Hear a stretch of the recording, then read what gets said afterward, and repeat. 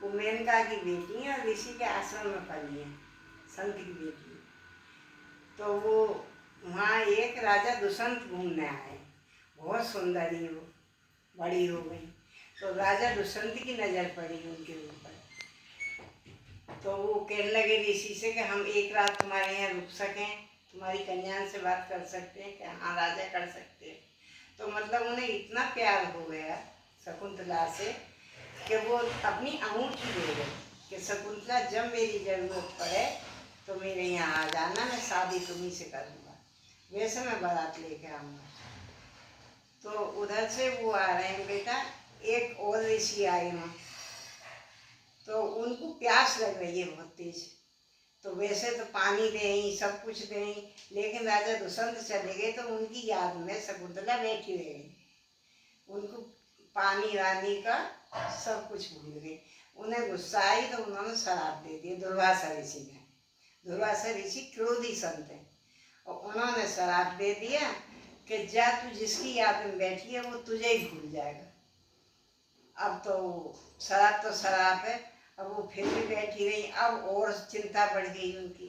तो पानी भरने गई है सरोवर पे, तो पानी भर रही है तो वो अंगूठी जो दुष्यंत पहना के गए अपने नाम की, वो अंगूठी भी वहाँ में खो गई, सरोवर में गिर गई। वो अंगूठी मछली ने कर गई उसे, और मछली ने कर के बाद मछली मछेरे पकड़ के ले गया। तो वहाँ राजमहल में मछेरे ने वो अपनी चीरा फाड़ी करी तो अंगूठी निकली मछली के पेट में। तो वो अंगूठी कह रही है तो हमारे राजा की अंगूठी है। तो वो अंगूठी राजमहल में पहुंचाई। अंगूठी राजा देख के एकदम शकुंतला की याद आएगी उन्हें, अरे मैं तो अपनी शकुंतला छोड़ के आया हूँ, कई साल बीत गए।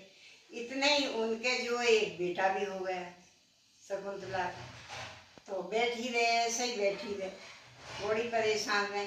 अब वो लड़का जो था उनका, जब राजा आ रहे हैं ना दुष्यंत, तो वो क्या कर रहा है कि शेर के दांत गिन रहा है, शेर पर बैठ के, 3 साल का बच्चा। राजा कह रहे देखो ये किसको बालक हो, वो ये बिल्कुल कितना निर्भय, शेर भी कुछ नहीं कह रहे हैं।